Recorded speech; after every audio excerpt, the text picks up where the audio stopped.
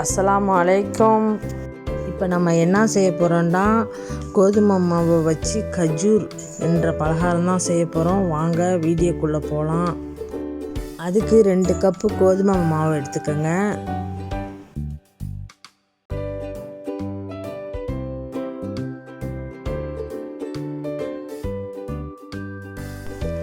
அரை கப் ரவா எடுத்துக்கோங்க. எள்ளு, கருப்பு எள்ளு 2 ஸ்பூன் எடுத்துக்கோங்க.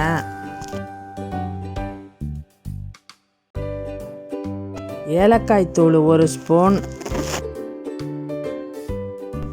உப்பு 1 ஸ்பூன்,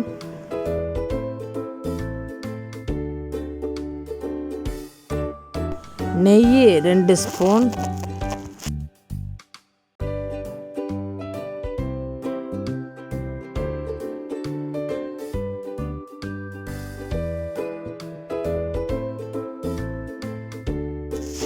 அடுப்பில் ஒரு பேன் வச்சு நம்ம சுகர் சிரப்பு ரெடி பண்ணிக்குவோம்.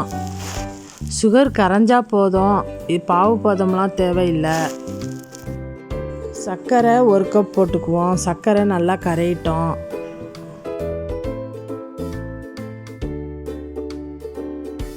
இப்போ நம்ம மாவெல்லாம் மிக்ஸ் பண்ணிக்குவோம். எல்லாத்தையும் நெய் எள் எல்லாம் மிக்ஸ் பண்ணணும். நெய் எல்லா மாவுலேயும் படணும். நம்ம பிடிச்சோம்னா அந்த மாவு அப்படியே பிடிக்கணும். அந்த அளவுக்கு நெய் மிஸ் ஆகணும். நெய் பத்தாக்கட்டி 100 ஸ்பூன் கூட நம்ம போட்டுக்கலாம்.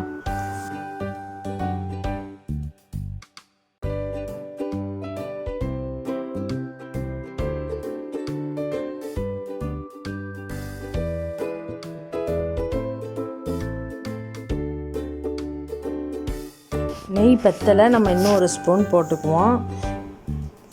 இப்போ நெய் மாவு எல்லாம் நம்ம ஒன்றா பனைஞ்சு எடுத்துக்குவோம்.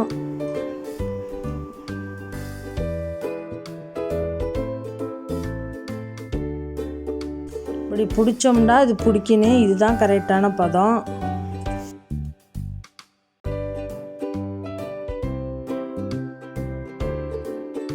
இப்போ சீனி தண்ணி ஆறிடுச்சு. இப்போ மாவில் ஊற்றி நம்ம பனைஞ்சு எடுத்துக்குவோம். சீனியை நம்ம மிக்சியில் பொடி பண்ணி போட்டு கூட நம்ம சேர்த்துக்கலாம். இப்படி கரைச்சும் நம்ம சேர்த்துக்கலாம். தண்ணி அப்படி பத்தாக்கட்டி பச்சை தண்ணியை ஊற்றி நல்லா பனைஞ்சி இந்த மாதிரி எடுத்து வச்சுக்கோங்க. இந்த மாதிரி பனைஞ்சிக்கங்க. மாவு நல்லா சாஃப்டாக இருக்குது. இந்த மாவை 3 பகுதிகளாக நம்ம பிரிச்சுக்குவோம்.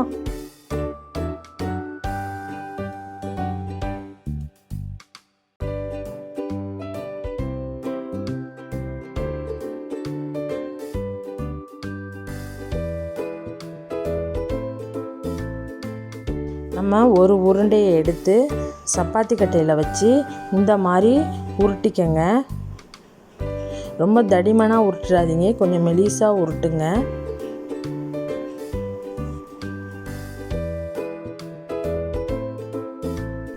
இந்த மாதிரி உருட்டியாச்சு. இப்போ இதை நம்ம பீஸ் போட போகிறோம். ஒரு கத்தியை எடுத்து இந்த மாதிரி பீஸ் போட்டுக்கோங்க. இந்த மாதிரி கிராஸாக வச்சு நம்ம அதை அறுத்து எடுத்துக்குவோம். நமக்கு ரஸ்க்கு மாதிரி ஒரு ஷேப் நமக்கு கிடைக்கும், ஒரு டிசைன் கிடைக்கும்.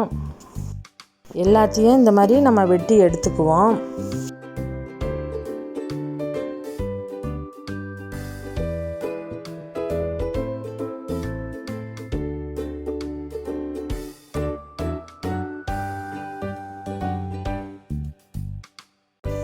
இதை நம்ம டிசைன் பண்ணிக்க வேண்டியதான். நம்ம எந்த டிசைனில் வேண்டாலும் செய்யலாம்.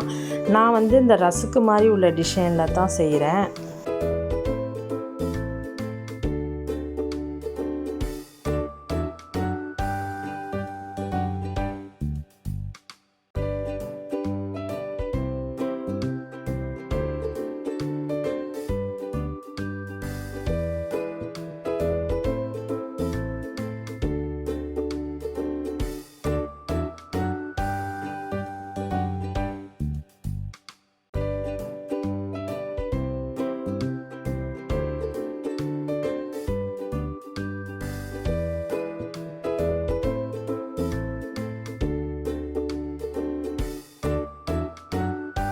இப்போ எல்லாமே நம்ம ரெடி பண்ணி எடுத்து வச்சுக்கிட்டோம்.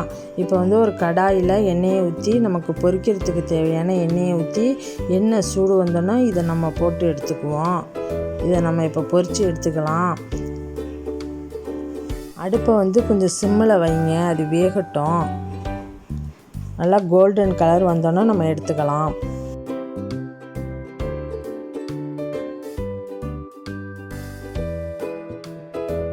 இப்போ நம்ம திருப்பி போட்டுக்கலாம். அந்த சலசலப்பெல்லாம் கொஞ்சம் நமக்கு அடங்கணுன்னா நம்ம அதை எடுத்துக்கலாம். அது வரைக்கும் வேகட்டும்.